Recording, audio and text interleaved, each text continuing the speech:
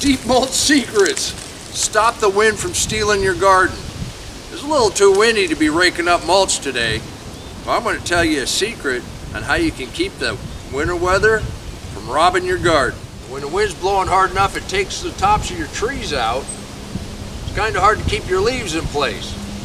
I had a viewer write in and ask me, how do you keep your leaves from blowing into your pool? Well, for one, I don't have a pool. But seriously, how do you keep your leaves in place? Right here's a really good example where we've been piling leaves up. But this is the mixed mulch method. You get a little bit of wood chips in here. You can see some of the other organics right there. It's all mixed together. Once it's been on the ground for just a little while, get a little weather on it, it tightens up. And yeah, there is a little movement, like I said, but it holds really well. You were with me when we laid out this walkway. We put all these leaves and all these wood chips, mix this all together. We've been walking on it. We got a nice thick cover, and it's still holding really, really well. Now, when I say it's tight, but it's not packed too tight. It still has air in here. It still has a nice insulation quality, but it's staying in place. But remember, we have a perimeter fence around here. So if the wind really, really picks up and moves it a little bit, it's still going to be in the garden. I might have to rake it out a little bit, but it's still in here. But so far with the mixed mulch, it's stayed tight enough that I don't even have to worry about it. You see how tight the leaves are staying? And it's been windy enough, it's actually blown my frame over a little bit. Although we have enough around the bottom that it's held the plastic, and we should be just fine.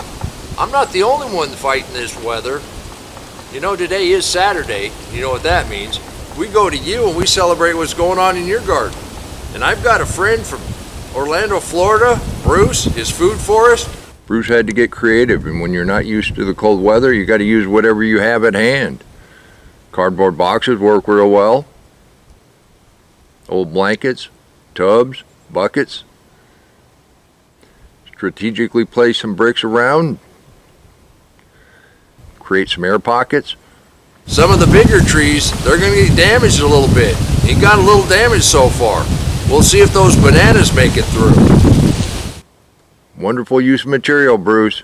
Thank you for the ideas. Bruce, thank you for showing us what you've done to protect your garden. That cilantro and those onions ought to be just fine. Just like my dandelions. My oregano is going to be just fine in our cool weather. We had another friend, Art, who set up a little greenhouse. He's in the Tulsa area, and it didn't get above freezing today, but his greenhouse stayed at 47 degrees. He ought to make it through the cold weather just fine. Art, thank you. Aren't our contributors absolutely fantastic? Please leave a comment down below and let everybody know just how much you appreciate them sharing what's going on in their garden, even in the dead of winter. Break the ice. I've been asked why we have these little wood poles sticking out of these buckets. It's simply so that the birds or the bees can actually make it down and get a drink without drowning. And I invite you to become a member of this group. We're just a loose-knit group of people that like to get our hands dirty and grow things that taste good. There's no obligation and it doesn't cost anything. You just send in a photo now and again, help motivate others and show them exactly what's possible in a garden. After all, this is where we get ideas, this is where we get inspiration, this is where I get the motivation to come out here on a frosty day like today and show you exactly what's possible in a garden. Now, another thing about the leaves, if you're using just straight leaves and you don't have any wood chips or any other organics to mix with it, you can always put some sticks, branches out of the top of the tree, whatever to hold it in place. But once it's on your garden for a little while, it will tighten up.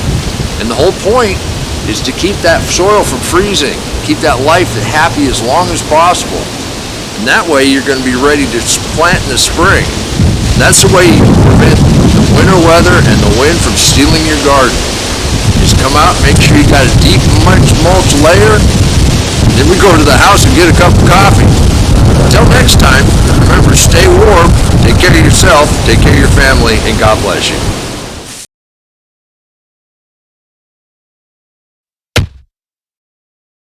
Come on, let's plant. Let's go plant garden.